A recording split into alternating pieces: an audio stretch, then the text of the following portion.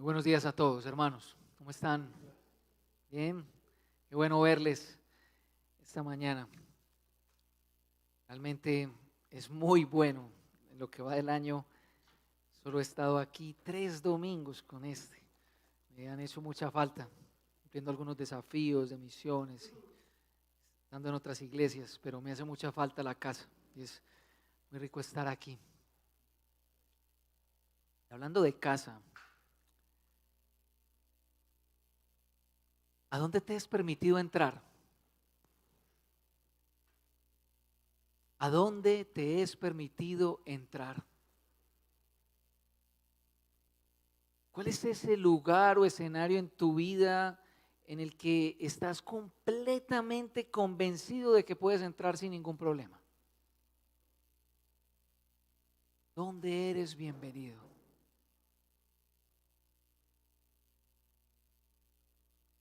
¿Y cómo te sentirías si en ese lugar en el que estás completamente convencido de pertenecer, algún día no te dejan entrar?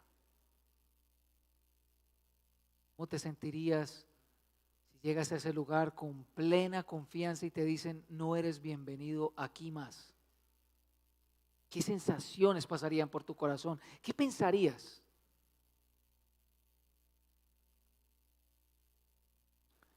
Hay una canción muy conocida en nuestro entorno y quizá ya más en Latinoamérica, de nuestro querido hermano cantautor Santiago Benavides, que se llama La Visa. ¿La has escuchado? ¿Sí? La Visa es una historia basada en hechos reales, donde a este cantante le niegan la entrada a los Estados Unidos, en la embajada, después de haber pagado, después de haber llenado el formulario, tramitado todo lo que se necesita para viajar a Estados Unidos. Él no tiene intenciones de quedarse allá, él tiene un viaje con todos los gastos pagos, va a tocar canciones, va a estar creo que en Chicago, en otros estados por ahí cantando. Todo está pago: alimentación, transporte interno y externo. Él es un tipo tranquilo, dice: soy tranquilo, estoy lleno de fe, soy honesto. ¿Cuál es el problema? El problema es que se la negaron.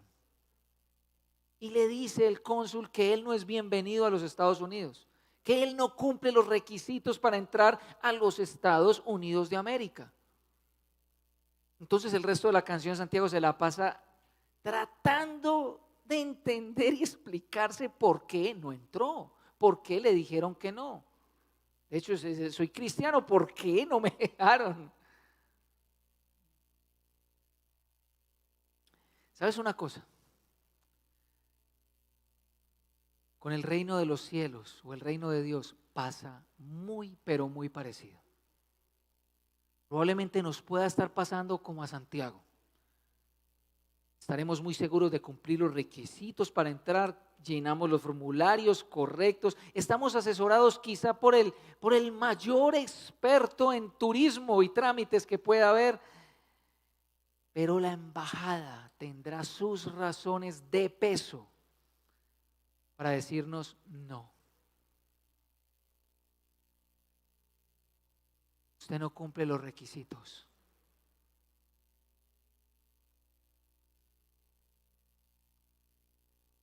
¿Por qué Dios nos tendría que dar entrada en su reino? No es una pregunta retórica. ¿Por qué Dios nos tendría que dar acceso a su reino? ¿Qué es lo que realmente garantiza que alguien entre en el reino de Dios? ¿Se puede estar realmente seguro de ello? ¿Lo estamos?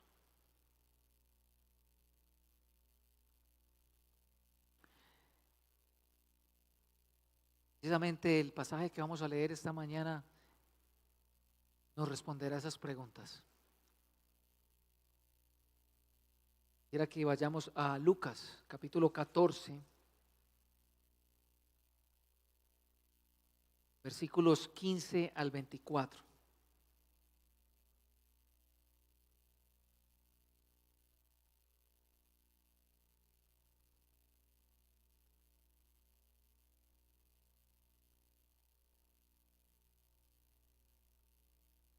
Dice así: al oír esto, uno de los que estaban sentados a la mesa con Jesús le dijo: dichoso el que come en el banquete del reino de Dios. Jesús le contestó: cierto hombre preparó un gran banquete e invitó a muchas personas. A la hora del banquete mandó a su siervo a decirles a los invitados: vengan, porque ya todo está listo.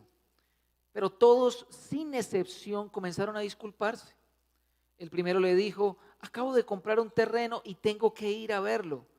Te ruego que me disculpes.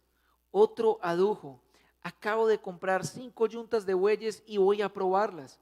Te ruego que me disculpes. Otro alegó: acabo de casarme y por eso no puedo ir. El siervo regresó y le informó de esto a su señor. Entonces el dueño de la casa se enojó y le mandó a su siervo: sal deprisa por las plazas y los callejones del pueblo, trae acá a los pobres, a los inválidos, a los cojos y a los ciegos. Señor, le dijo luego el siervo, ya hice lo que usted me mandó, pero todavía hay lugar.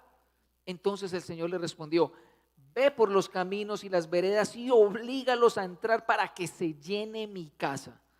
Les digo que ninguno de aquellos invitados disfrutará de mi banquete. Es la palabra del Señor para nosotros hoy.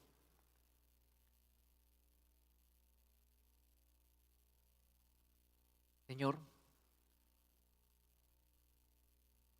como rezaba la canción, dispón nuestros corazones, disponlos y danos oídos para escuchar.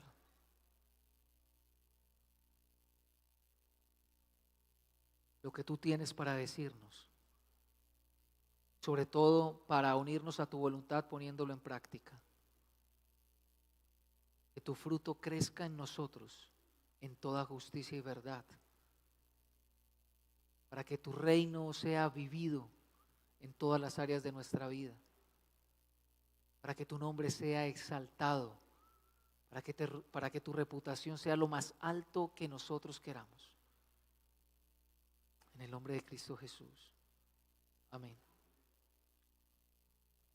Este relato es el momento final de una escena mucho más grande que comienza justamente en el versículo 1.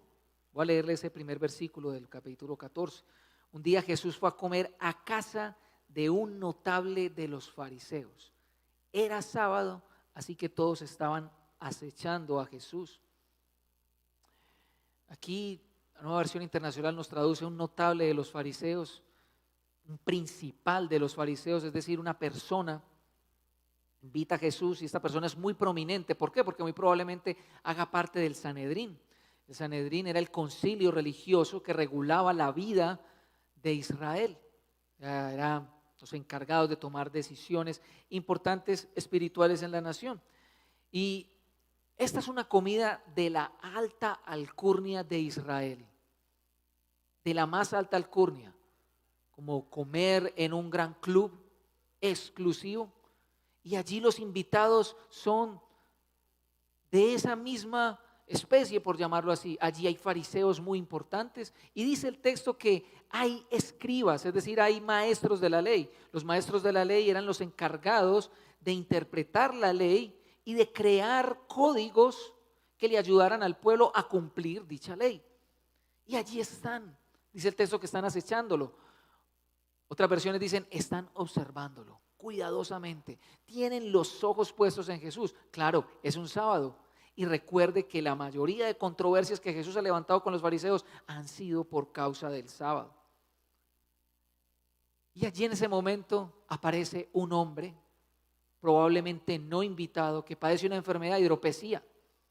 Un hombre hidrópico aparece allí delante de Jesús y todos están en silencio y Jesús toma la iniciativa. Jesús toma la iniciativa de hablar y hacer una pregunta a los escribas. Es una pregunta que ya él ha hecho en varias ocasiones. Esta es la cuarta vez, esta es la cuarta controversia acerca de lo que es lícito o no hacer un sábado. Jesús ha hecho esa pregunta, la hizo de hecho hace 20 días. El pastor Carlos nos predicó de eso. ¿Es lícito sanar a un hombre en día de reposo o no? Ellos están en silencio, completamente en silencio. Y Jesús, entonces, viendo su silencio, lo sana. y los confronta. Les dice, ¿quién de ustedes?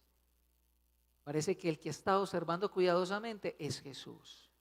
¿Quién de ustedes, si su buey o su hijo se cae en un hoyo, no va y lo saca de allí?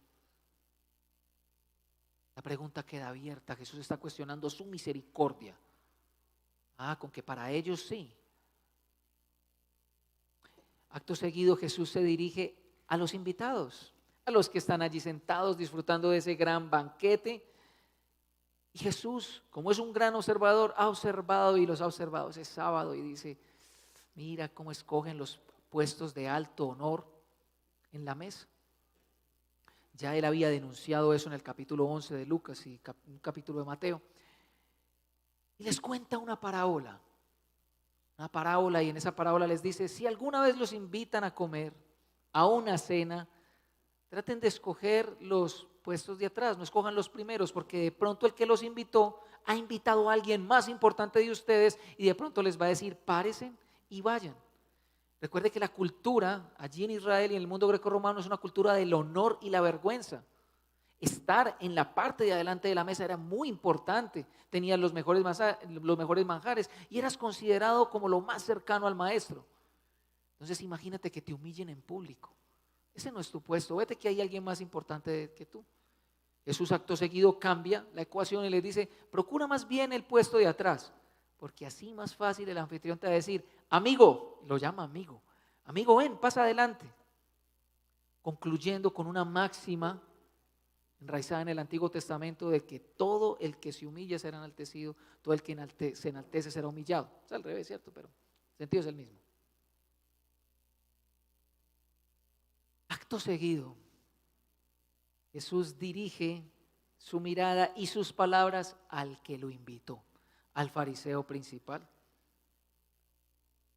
exhortándole a que cuando vuelva a hacer una comida, invite a aquellas personas que no tienen con qué retribuírselo. Aquellas personas que son pobres, marginadas, cojos, mancos, ciegos. Aquellos que no tienen forma de devolverle el favor. Dice, procura hacerlo y ahí tendrás grande recompensa. Le dice que va a ser bienaventurado y le dice que será recompensado en la resurrección de los justos. Pero Jesús está utilizando esa palabra muy intencionalmente, la resurrección de los justos. Y es esta palabra la que detona la situación que vamos a exponer la mañana de hoy. Este comentario, la resurrección de los justos, llama la atención de alguien que está ahí sentado a la mesa y este hombre exclama, como lo pudimos ver en el versículo 15, dichoso el que coma en el banquete del reino de Dios. Y es ahí donde Jesús bota la parábola, la dice, la enseña. Una parábola que se compone de varias partes. El escenario, parece que Jesús está hablando del reino de Dios sin ninguna duda, de ese banquete en el reino de Dios. El escenario es un hombre que invita a varias personas, muchas personas a su mesa. Estas personas se excusan inexplicablemente de no estar allí. El hombre se enfurece y entonces toma la decisión de invitar a muchas otras personas que no estaban invitadas inicialmente, dejando por fuera a los otros. Es decir, Lucas parece tener el propósito en este texto de mostrar cómo Jesús utiliza toda esa velada, todo lo que ha observado que sucede en la mesa ese sábado como un preámbulo, como una introducción para dar una enseñanza que va a decir ciertamente, de esto nos hablará la predicación de hoy. El sermón de hoy ciertamente nos dirá quiénes son los que disfrutan del banquete del reino de Dios, quiénes no y por qué. ¿Quiénes son los que disfrutarán del banquete del reino? ¿Quiénes no y por qué? Hay al menos 4 reflexiones que podemos hacer al respecto en este texto. La primera es, ¿cómo creemos que es el banquete del reino? ¿Cómo creemos que es el banquete del reino? Como lo advertíamos hace un instante, todo comienza con dicho comentario, el comentario de dichoso el que coma en el banquete del reino de Dios. Una traducción más literal diría, dichoso todo aquel que coma pan en el reino de Dios. Y casi que con completa seguridad podemos decir que este comensal, este invitado, hacía parte de ese grupo selecto de los líderes religiosos de Israel, ese grupo alto, espiritualmente muy dotados, santo, perfectos. Él está allí, pues compartir la mesa y un banquete era una ocasión para fortalecer y estrechar los lazos entre pares o camaradas. Así se estrechaban los lazos, así se afirmaban en que somos los que somos. Aquí estamos los de esta cultura al menos. En algunos salmos se habla de disfrutar nuestra relación de Dios con Dios como disfrutar de un banquete, ¿verdad? Hay un salmo que dice, mi alma quedará satisfecha como de un suculento banquete. El Salmo 23 nos dice que el Señor adereza un banquete en presencia de nuestros enemigos. Hay otro salmo que dice, y Pedro también lo ratifica, venid y probad cuán bueno es el Señor. Hay algunos salmos también que dicen que la palabra del Señor es dulce como la miel, que es un manjar, que es algo delicioso, ¿verdad? Pero la expectativa mesiánica de Israel, es decir, Israel para ese tiempo estaba muy expectante de que el Mesías llegara. Y la venida del Mesías tenía que ver con la llegada terrenal del reino de Dios y que todo se pusiera normalmente, los pusiera nuevamente en libertad frente a sus enemigos. Y este momento es descrito por Isaías, capítulo 25, versículos 6 al 10, como un banquete que el Señor preparará delante de todas las naciones. Dice que el texto de Isaías dice que el Señor lo prepara, que va a preparar ricos manjares, que va a servir el vino más añejo, más delicioso. Lo va a preparar para todas las naciones y para que celebren la salvación del Señor y la libertad en la que Él los pondrá. Entonces había mucha expectativa. Este hombre sabe que el reino de Dios sin duda se disfrutará con comida, que será festivo, que será un banquete. Pero su frase, esta frase, dichoso el que coma en el banquete del reino de Dios, no es una frase insegura. No es una frase como la frase que uno dice, ay, ¿quién tendrá la dicha de estar allá? Ay, ¿quién se ganará un boletico para estar allá? No es una frase insegura. Él y los de su posición social están completamente convencidos que van a cenar en el banquete del reino de Dios. Su vida entera cumpliendo la ley del Señor, así se lo hacían creer. Ellos se consideraban a sí mismos como justos, por eso las palabras de Jesús lo tocan tanto. Porque en Daniel capítulo 12 se habla de la resurrección de los justos y eso es expectativa mesiánica 100%. Hablo de la resurrección, ahí voy a estar yo porque he guardado la ley. Ellos se consideran las personas más buenas, por así decirlo. Consideran las personas que son el ejemplo a seguir de todo aquel que quiera buscar a Dios. Miren cómo los describe Jesús en el capítulo 18, modelando una oración. Capítulo 18, verso 11. Oh Dios, te doy gracias porque no soy como otros hombres, ladrones, malhechores, adúlteros, ni mucho menos como ese recaudador de impuestos. Yo ayuno 2 veces y doy la 10ª parte de todo lo que recibo. Eran arrogantes. Había una arrogancia, una modestia. Sí, yo soy el que hago eso. Y no solamente cumplían la ley rigurosamente, sino que ellos mismos creaban códigos y leyes para cumplirla mucho mejor. Tenían una cultura legalista. Por eso tuvieron tantos debates con Jesús acerca del sábado, porque es que Jesús, entiéndase bien, no malinterpretes a Jesús, Jesús nunca pecó contra el día de reposo. Jesús en sus actos desafió los códigos que ellos inventaron para cumplirlo. Miren lo que pasa en el capítulo 13, verso 1, cuando hay una mujer encorvada allí en la sinagoga. Él es cuestionado que porque en día de reposo no se puede sanar, pero Él les dice a ellos, miren, ¿saben qué? Ustedes lo que están haciendo con sus códigos es crear atajos para cumplirle a Dios, porque cuando les conviene, sí los cumplen y cuando no, no. Su burro está atado y ustedes sí desatan, trabajan en un día de reposo para desatarlo. ¿Por qué no a esta hija de Abraham que Satanás ha tenido amarrada durante tanto tiempo, atada? Eso sucede. Toda persona era llamada a honrar a su padre y a su madre, a sostenerlo, todo hijo mayor. Pero ellos dicen, no, no, no, un momento, esa ley la podemos quebrar. Como necesitamos platica aquí en el templo y las arcas del templo parecían dragones que aman el oro. Esas arcas del templo eran la delicia de sus ojos.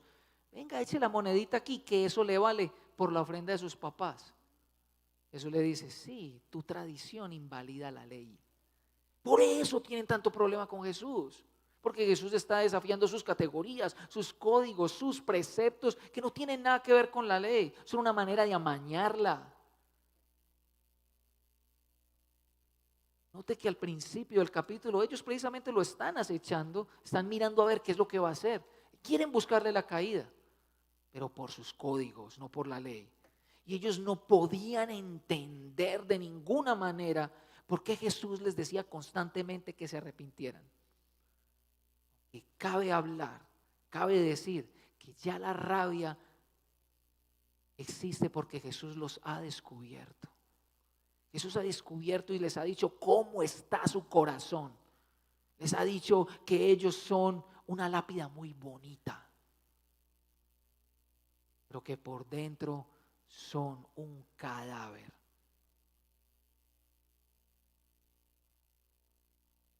Jesús les ha dicho, ustedes se preocupan por lo de afuera y no por lo de adentro. Su problema precisamente es la autojusticia. Es decir, esa forma de actuar pensando que por mi comportamiento Dios me debe. Y esa autojusticia se manifiesta en superioridad moral frente a los demás. ¿Quiere que le dé un ejemplo? La gente de bien.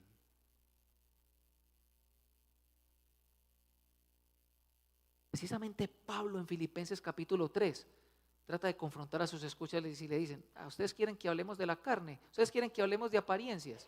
Bueno, yo era un fariseo perfecto. A mí me crió el mejor de los maestros, Gamaliel.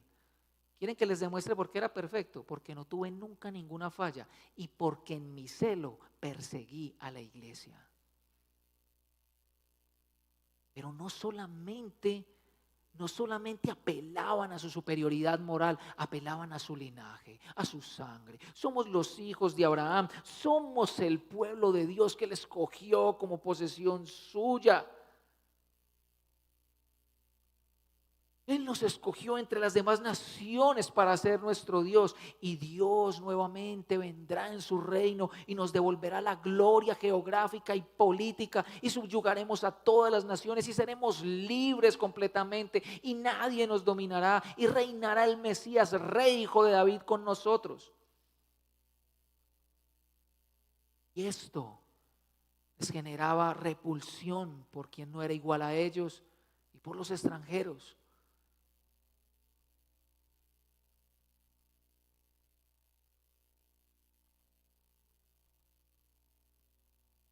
Ese es el corazón fariseo.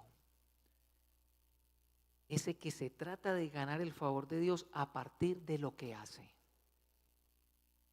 Y Latinoamérica, y Antioquia, y Medellín, y el Poblado, y las lomas del Poblado están profundamente marcadas por ese espíritu religioso que incluso a los mismos protestantes y evangélicos nos hace creer que al cielo solamente van los buenos.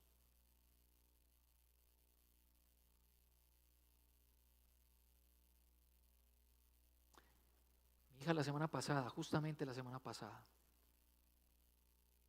entró en shock al descubrir, a causa de unos diálogos que tuvo con Ana Isabel y unos diálogos que tuvimos en la casa, al descubrir que no era cristiana porque era hija de un pastor, que no era cristiana porque era la mejor estudiante, que tendría que rendirle cuentas al Señor. Estaba muerta de pánico. Yo no le infundí ese pánico, la verdad. Estábamos hablando en catecismos, hablamos sobre la ley y hablábamos que la ley no es suficiente para salvar a una persona. Lo hizo.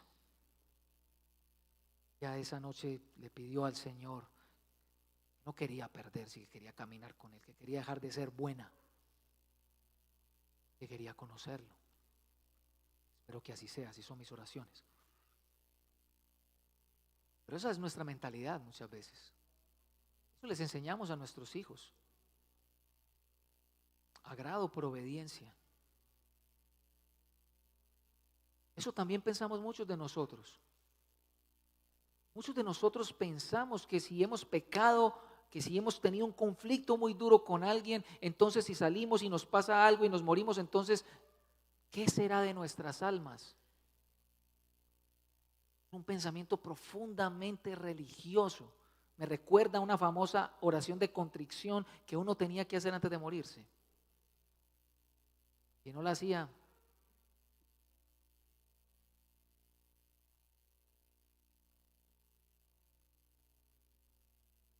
Pero Jesús,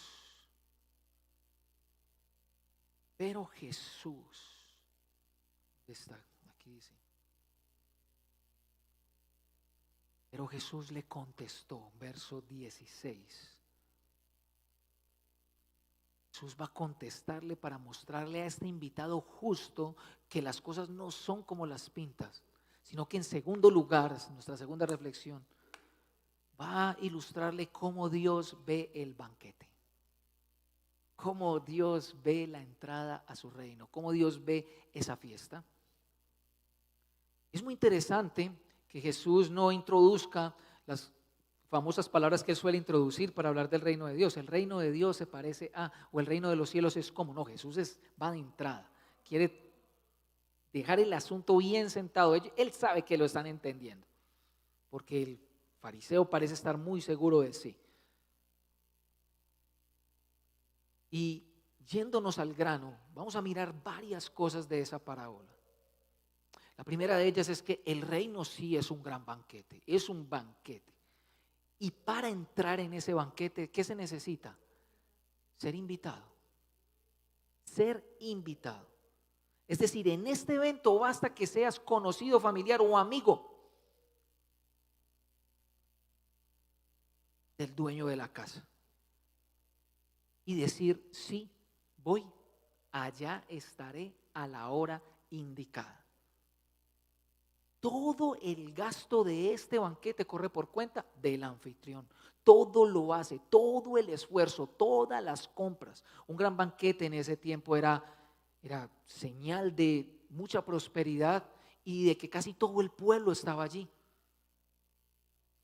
Se mataban los mejores becerros, se consumía mucha comida. Era una delicia estar ahí. Es como cuando te llaman, ven, yo te invito allí a comer y vamos a hablar cháchara. Algo delicioso, el disfrutar. De eso está hablando Jesús. En segundo lugar, los invitados inicialmente estaban confirmados. Y usted, si ha tenido la oportunidad de ir a un banquete, una boda, unos 15, una primera comunión, ¿cierto?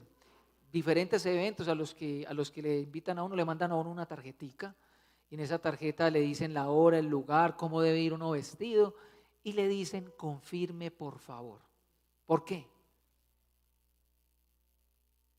Para no tener que pagar el plato que se compró. Un plato más que no se comió, ¿verdad? Eso es muy parecido a lo que está pasando. Pero en esta cultura, cuando tú hablabas una vez, era esa vez. Cuando tú dabas tu palabra, era porque ibas a ir.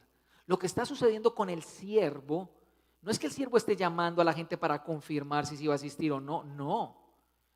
La cena ya está lista, ya está preparada. Ellos ya habían dado su palabra. Eso ocurría en la cultura de ese tiempo. Se enviaba nuevamente al siervo simplemente para decir, hey, recuerden que hoy es el día. Listo, ya. No se aceptaban excusas de ninguna índole. Ya ellos habían dicho que sí. Y eso es lo escandaloso de la parábola. Lo escandaloso es que parece, todo indica, que estas personas se quitaron. Se quitaron porque sí. No quisieron estar. Su sí fue un sí parcial, pero no de corazón. Su acto demuestra qué tan cercanos se consideraban ellos al anfitrión. No les importó su vergüenza, porque en una cultura del honor y la vergüenza del ridículo habría sido tenaz. Todo se iba a perder. En ese tiempo no había refrigerador, entonces no hay una nevera donde guardar ese jamoncito y podernoslo comer en el mes que viene y comer jamón todos los días. No había forma, todo se iba a perder. Y la reputación y vergüenza de este hombre eran lo más vergonzoso que pudiera atravesar, pues significaba la vida en comunidad, algo tan importante en esta cultura. Entendiendo lo importante que eran los banquetes para la reputación de una persona, pues iba a quedar por el piso su reputación. En tercer lugar, hay otros intereses en la vida de estos invitados. Hay otros intereses. A primera vista parece que sus bienes materiales son más importantes. Parece ser que esto les importa más que simplemente compartir con su amigo generoso que los quiere. Al parecer también son excusas de la vida cotidiana, excusas de cosas que uno tiene que hacer. Tengo tal compromiso, tengo tal otro, tengo tal otro. Pero si bien esos pueden ser sus intereses, las excusas son muy baratas. Son muy baratas. O sea, no tiene sentido. Nadie compra algo sin verlo y probarlo primero. Si usted ha comprado algo sin verlo y comprado primero, usted ha corrido el riesgo y probablemente una segunda vez no lo vuelva a hacer. Un terreno, unos bueyes que no he visto su calidad y ya los compré. No, imposible. La importancia del banquete lo ameritaba todo. Si uno había dado el sí, no hay excusas. Una persona que ha dado el sí también está comprometiendo su honor y su vergüenza allí. Entonces no importa la pérdida que pueda tener, él va. Después hago el negocio, después resulta. Lo mismo pasa con el matrimonio, porque usted dice, no, pero es que el matrimonio sí es como, claro, una persona se va a casar, ¿cómo va a irse por una fiesta? No, perdón, el matrimonio al menos se cuadraba en Israel con 1 año de antelación. Es decir, que la persona pudo haber dicho de entrada que no, porque ese día me caso, mira.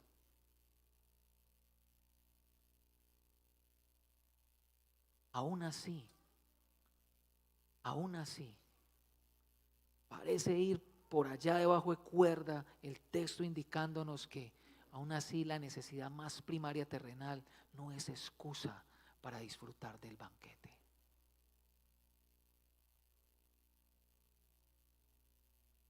Entonces está claro para el hombre con el que está hablando Jesús o para las personas que lo están escuchando que quienes han sido invitados a participar primeramente del reino de Dios, inicialmente, es decir, el pueblo judío, han rechazado tajantemente a quien les dio esa invitación. Lo han rechazado. Ellos han preferido otros asuntos que no tienen mayor sentido a la hora de disfrutar con alguien que los ha amado y los ha invitado. Sus actos, los que ha observado Jesús alrededor de ese sábado, demuestran el poco interés que tienen en el anfitrión. Esos constantes llamados que ahora la parábola probablemente se están refiriendo a todos los siervos que ha enviado Dios por todos los tiempos para que su pueblo se arrepienta. A todos esos llamados el pueblo les ha dicho que no. desde la entrega de la misma ley hasta Jesús. Afirman creer con la boca, pero su corazón está muy lejos del Señor. ¿Cómo se puede evidenciar esto? Pues justo antes de este capítulo 13, versículos 31 al 35, Jesús se lamenta sobre Jerusalén. Dice: Jerusalén, Jerusalén, la que mata a los profetas y apedreas a los que te son enviados. ¿Cuántas veces quise juntar a tus hijos como la gallina a sus pollitos debajo de tus alas y no quisiste? Y no quisiste. No quisiste estar conmigo. No quisiste que yo fuera tu Dios. No quisiste que yo te amara. Pero estas excusas no están ajenas a nuestra realidad. Apóstol Pablo en Romanos, si mal no estoy, me perdona si se me va el texto, dice que estamos ignorando la bondad de Dios todo el tiempo, queriéndonos llamar al arrepentimiento. ¿Cuáles son tus excusas? ¿Cuáles son nuestras excusas? Son excusas para dos bandos de la moneda: los que normalmente no creen y no se consideran religiosos, o los que sí nos consideramos muy religiosos. La invitación está. ¿Cuáles son tus excusas?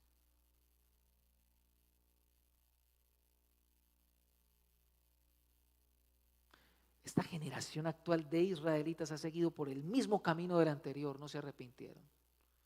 Han escuchado el llamado de los profetas. Eso les costó el exilio. Ahora, después del exilio, han construido una justicia que gira alrededor de ellos mismos, de su tierra, de Jerusalén, del templo y sus maravillas. Y no han percibido que el verdadero siervo del Señor llegó a extenderles la invitación. El reino de los cielos se ha acercado. Arrepiéntete y cree.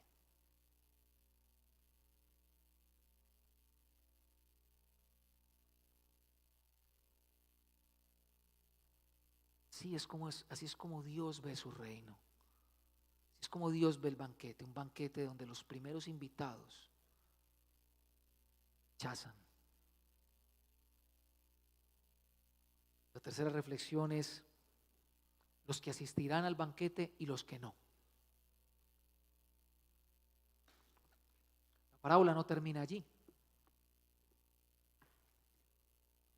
Pues hay una indignación muy grande en el dueño de la casa. Dicen que está indignado, claro, su reputación, la vergüenza misma de saber que invitó a muchas personas y le quedaron mal. Es muy triste eso, ¿verdad? Está enfurecido.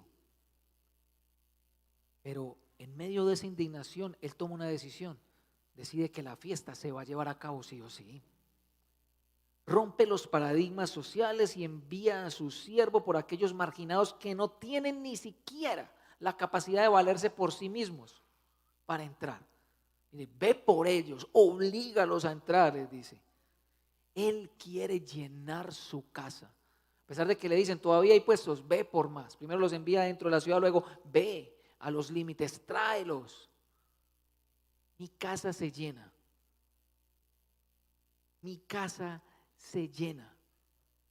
Y el punto claro, el punto que hay que resaltar aquí claramente es que el dueño de la casa no va a gozar de ese banquete con quienes lo rechazaron.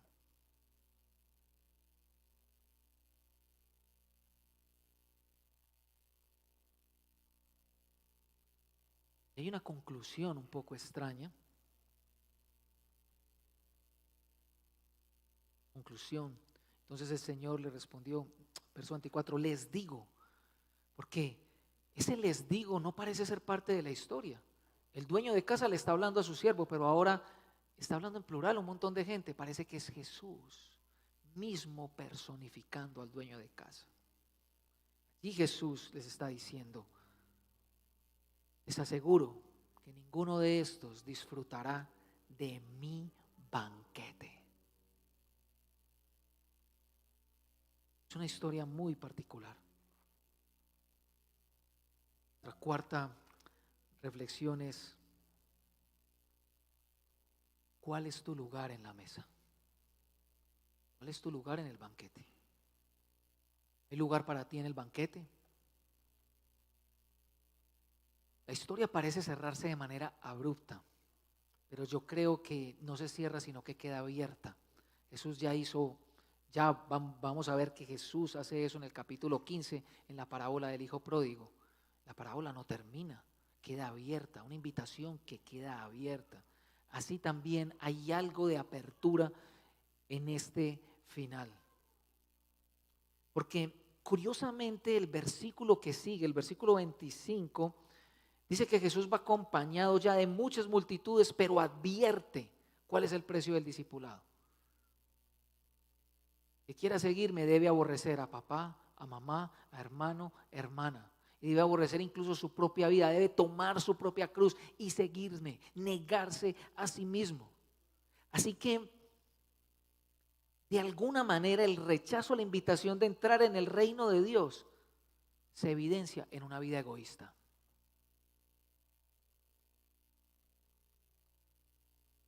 El rechazo a la invitación de entrar al reino de Dios se evidencia en una vida egoísta, una vida que vive para sí misma, centrada en sus propios códigos, ya sean religiosos o no, centrada en coger lo que me interesa coger de Dios y lo que me interesa coger de otro lado. Y no me interesa coger esas palabras de Jesús, no, esas palabras de Jesús son muy duras, yo creo más bien en un Diosito de amor, Él me ama mucho más y Él me va a entender. Centrada en lo que a mí me parece que es bueno o malo. Y es que los 3 episodios que han ocurrido en este capítulo demuestran cómo estas personas rechazaron la invitación de Dios.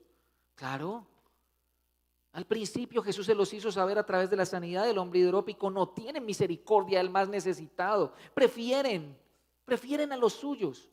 Prefieren romper la ley si se trata de los suyos, pero no con ese que también es pueblo de ellos. Los que buscan los primeros puestos prefieren su estatus, su reputación, su posición, su honor. Viven por el halago y la aprobación de los demás. Solo les interesa estar en el lugar correcto y con las personas correctas que mantengan mi nivel social. Ahí donde yo llegue a caer de aquí, ahí donde me vean en tal lugar, ahí donde. Una vida que vive para la aprobación de los demás. El anfitrión solamente invita a los de su élite.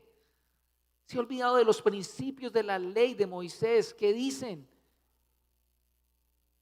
que al prójimo hay que amarlo como a sí mismo, que no se acaparará para uno todo, sino que se dejará cosecha para que recojan las viudas, los huérfanos y los extranjeros. Él prefiere una recompensa barata y efímera. ¿Saben por qué es tan efímera? Porque tienen que estar gastando plata en banquetes sin banquetes cada 15 días o cada 8 días de reposo. Así alimentan su ego. Pero Jesús les está ofreciendo una recompensa eterna, llena de vida. Y esto tiene que decirnos a nosotros mucho hoy, pero mucho. Primero, porque fácilmente podemos caer en que este texto se trata de cómo Dios rechaza a Israel y nos escogió a nosotros. Y darle gracias a Dios y cantemos gracias sublimes. ¿Verdad? Fácilmente podemos creer eso, pero no es así. Es mucho más que eso. No es coincidencia que todos los episodios que han pasado en este mismo sábado, no es coincidencia que todos estos episodios hayan sucedido un sábado. El día de culto, el día de consagración al Señor, el día donde nuestra fe es profesada. Y precisamente en ese día donde nuestra fe es profesada, la vida demuestra el gran bache que hay entre nuestros actos y lo que decimos creer. Lo que está pasando. Un sábado, día del Señor, preferencias de élite, rechazo de misericordia y quién sabe cuántas cosas más.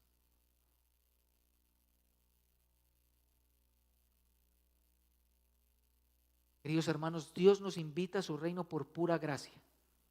Se lo quiero recordar, para entrar allí solamente se requiere aceptar una invitación, eso es fe. Somos salvos por medio de la fe y esto no es de vosotros, es don de Dios, no por obras para que nadie se gloríe. Yo quiero ser franco con ustedes para que ustedes descansen en esa verdad. Pero, esa fe salvadora se evidencia en mi propia vida, en mi propio caminar, en mis prioridades, en lo que me mueve a hacer lo que hago, en mi crianza, en mi relación con mi esposo, en mi trabajo. Eso demuestra si voy al banquete o no.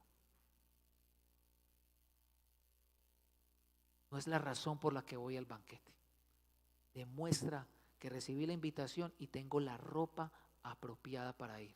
Esto está muy en relación con la predicación de Juan José. Es un texto muy similar, es que son paralelos, pero es tan importante que sea enfático porque Jesús no quiere dejar lugar a dudas.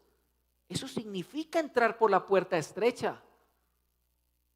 Despojo de mí mismo, de mis prioridades, de lo que yo considero realmente importante por otros y por Dios. Por eso me voy a sorprender cuando vea sentado en el reino de Dios personas que ni me imaginé.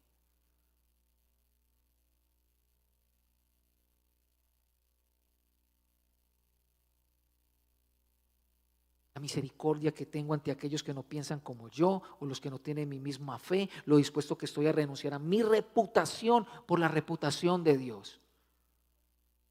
¿Usted sabía que aquí en la iglesia ya hay personas siendo perseguidas por ser pro vida? Aquí ya hay. He tenido que acompañar a un hermano siendo casi expulsado de uno de sus trabajos por no estar de acuerdo. Implica eso.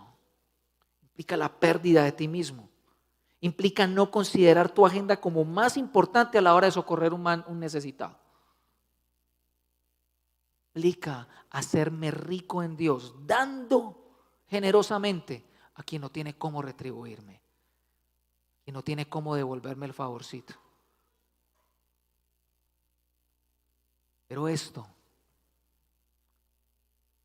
solamente se puede hacer porque es lo que Dios hace. Es muy interesante que esta parábola, Dios hace lo que ellos no. Ellos no tienen misericordia. Jesús restaura a un hombre enfermo. Ellos prefieren los primeros asientos y Dios exalta a los últimos, a los que no tenían invitación. Este hombre tiene a quien retribuirle y Dios salva a personas humilladas que no tienen cómo pagar por una salvación tan grande. Lo más triste de todo es que los mandamientos que están incumpliendo son mandamientos del Antiguo Testamento. Jesús no los está confrontando con la nueva vida que les está ofreciendo solamente, sino con la vida que ya Dios les ofreció. Ezequiel capítulo 17. El Señor está diciéndole a Israel que será invadida, que será castigada por Babilonia, como humillación por su engreimiento. El Señor mismo todo el tiempo le ha dicho a Israel que lo escogió precisamente porque era la más débil de las naciones. Eso es lo que me mueve a mí a actuar. Y no vas a encontrar otro lugar en el Nuevo Testamento donde se exhorte, no se invite, ni se aconseje, ni se sugiera, donde se exhorte a que nuestra fe sea una fe que demuestre en obras que ha sido salva. Así que no es un tema solamente para celebrar una salvación tan grande, claro que sí, Pero no es solamente para eso, es para examinarnos. Es para examinarnos. Porque a nosotros se nos ha dado la gracia del perdón. Se nos ha dado la gracia del perdón. Y si quizá nuestra vida no ha estado viviendo así, necesitamos ir a Cristo urgentemente y pedir que su Espíritu Santo produzca en nosotros lo que nosotros no podemos producir. ¿Qué nosotros no podemos producir? Amor, gozo, paz, paciencia, benignidad, bondad, templanza, dominio propio. Contra esas cosas no hay ley. Pero vivir una vida en la ley, vivir una vida centrada en apariencias externas, producirá todo lo contrario: inmoralidad sexual, hechicería, orgías, brujería, discordias, celos, arrebatos de ira. Cosas que, como se nos ha advertido, quienes las practican no entrarán en el reino de Dios. No hay por qué practicarlas, porque estamos en Cristo. ¿Cuál es tu lugar en la mesa? ¿Cuál es tu lugar en la mesa? Esas fueron las palabras de Pablo cuando abordó la cena del Señor en Corinto. La vida relacional de Corinto, dividida por las esferas altas y bajas, ponía en vergüenza la mesa del Señor. Por preferencia se ponía en vergüenza. La mesa en ese tiempo era un banquete espectacular, no era solamente el pan y el vino, era un banquete muy rico. Personas, por sus propios intereses y compartir con los suyos, llegaban primero a la cena y se acababan todo el comedor, y llegaban los que vivían más lejos a comer tarde. No estaban celebrando la cena del Señor, no estaban viviendo la unidad, no estaban discerniendo el cuerpo, y por eso hay una gran condenación, dice Pablo. Ya el pastor nos va a guiar en ese momento. Pero mi palabra pastoral hoy para ustedes, como ha sido dura para mí, es examinarnos ya mismo. Es a examinarnos. A decirle al dueño de casa, gracias. Pero acercarnos a la mesa a buscar ese perdón.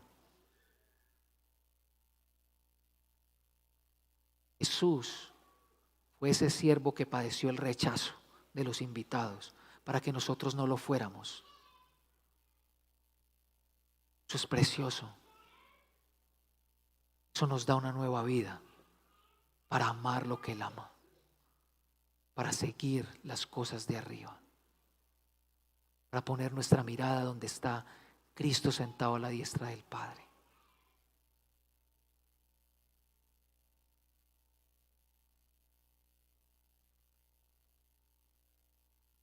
Cierra allí tus ojos para mayor concentración y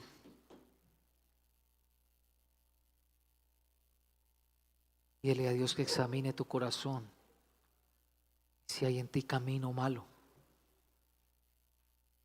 si hay en nosotros alguna forma de vida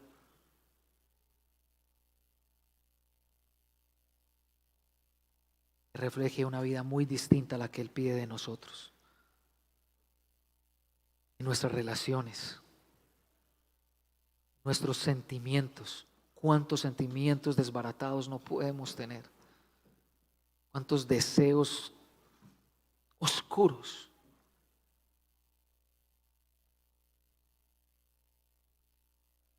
Nuestras motivaciones fariseas a la hora de hacer las cosas. Ganar la aprobación, demostrar.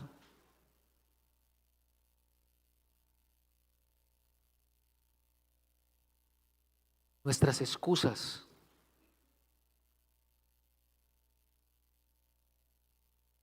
Nuestras excusas para disfrutar y pasar con otros hermanos. Nuestras excusas para someternos. Nuestras excusas para servir.